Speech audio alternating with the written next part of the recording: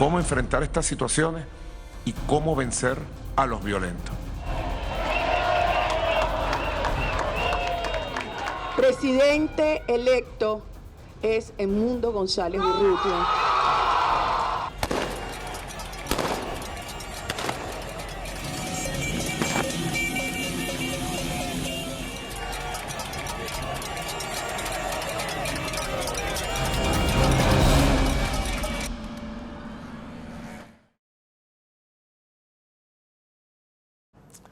These are dramatic scenes in Venezuela, statues being toppled, massive street protests and a brutal crackdown. Yet President Nicolas Maduro remains defiant. We told you about this yesterday. Venezuela held its presidential elections over the weekend. Maduro was expected to lose. And most independent agencies say that he did. He lost the election, but not the official poll body. They say that Maduro won with 51% of the vote. Sounds fishy, right? Well, it's on point for Maduro. He's been president of Venezuela for 11 years now. In this time, he's cracked down on the opposition, consolidated power, and pushed more Venezuelans into poverty. So hijacking the poll body is just a normal Sunday's work for him. But this time, there is pushback. Thousands of people have mobilized in major cities. They're accusing Maduro of rigging the election. Take a look.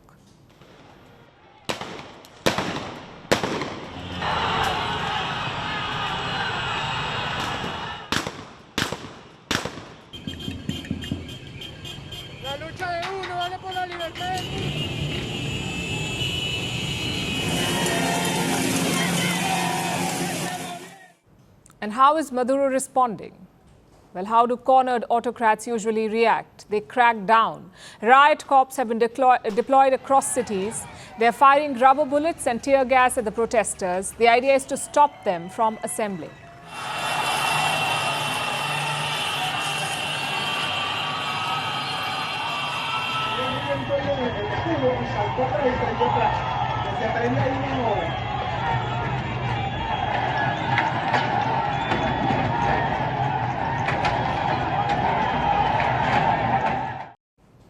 But that's not all. Maduro is also playing information warfare. You see, the president belongs to a leftist party, so he's tapping into core left-wing fears, like right-wing intervention from neighbors or some imperial American agenda. It's a pitch that usually works in Venezuela, so Maduro has brushed it out. The same countries that today question the Venezuelan electoral process, the same fascist ultra-right that has come together today, all the fascist ultra-right, the Vox group from Spain, Alvaro Uribe Vélez, Iván Duque from Colombia, the Nazi fascist, sociopath Milei, Bolsonaro, the same ultra-right, and the same groups directed by the North American empire that are rehearsing the same operation. Now, don't get us wrong, the Americans have meddled in Latin America, and that too many times. But these protests in Venezuela appear organic. Under Maduro, Venezuela's economy has shrunk 70%, 70. Around 65% of the country earns less than $100 per month. Inflation is at 50%, so almost a quarter of the population has fled. They've just left the country. Then there is oil. Venezuela has the world's largest reserves of oil. Yet oil output has fallen. It was around 3 million barrels in the year 2000. Now it's less than 1 million barrels per day. American sanctions stop countries from buying Venezuelan oil. Plus, the oil companies are poorly run. They lack proper investments and are mired in corruption. So there is real anger among the people, which brings us to the other side. Who do these protesters want in charge? Edmundo González. He was the opposition's candidate for president. They say that he got 73% of the total votes. At this moment, I am very excited to tell everyone that we have 73.2% of the voting tallies, and with this result, our president-elect is Edmundo González Urrutia. Now you have two sides claiming victory. So what's the way out? Well, normally the election body would step in. They would publish the detailed voting tally to settle the debate. So why haven't they? Because the poll body is controlled by the government, Maduro's government. So if Maduro did lose, the data would confirm it, which is why this deadlock is so worrying. Maduro still has control of state institutions. If need be, he can call in the army. And you just heard his statements. He is in no mood to concede the presidency. Then what options does the opposition have?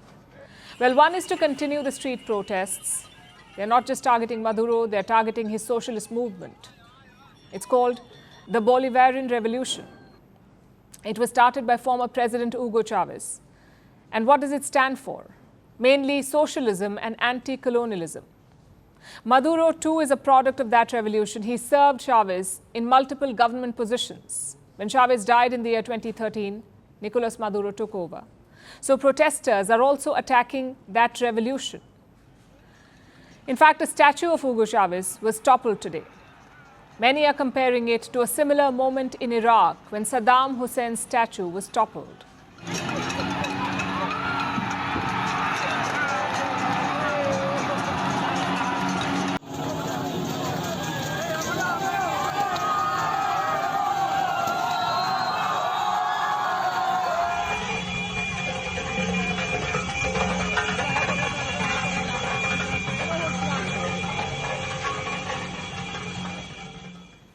Maduro will crack down, but if the protesters are defiant, who knows?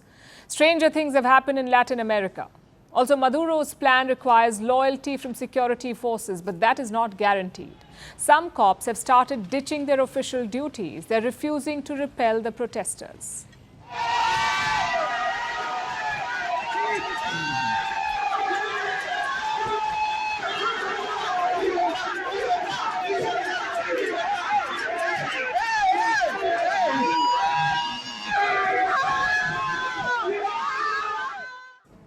Which brings us to the second strategy, gaining outside support.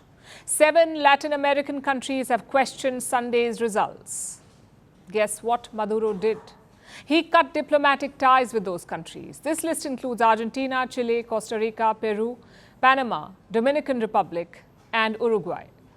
Maduro has pulled out envoys from all these countries. Some of them have responded in kind. Panama, for example, has cut diplomatic ties with Venezuela.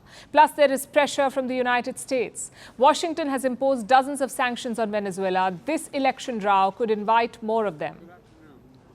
So there is mounting international pressure on Maduro to step down. But will that be enough to unseat him? Or will he use it to fuel his claims of outside interference? It's a tricky question. Maduro does have allies like China and Russia. But if the protests at home escalate, even they may abandon ship. It's a big moment for Venezuela and for Nicolas Maduro. It's not every day that longtime rulers are challenged by the people. Let's see if they see this through.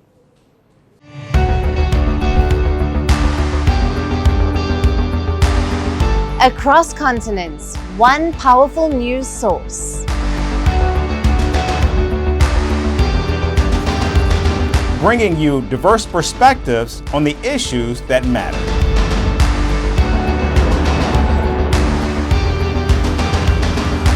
We go beyond the boundaries to give you that little extra about every sporting moment.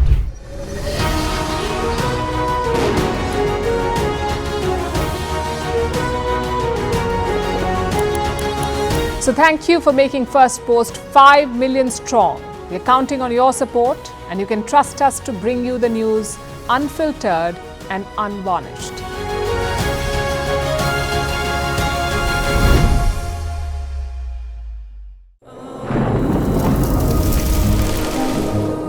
Climate change is on our doorstep. It's time for a revolution to take root. And it starts with 1.4 billion Indians. It starts with one tree for humanity, one tree for Mother Earth, one tree for our future. Project One Tree, a News 18 network initiative.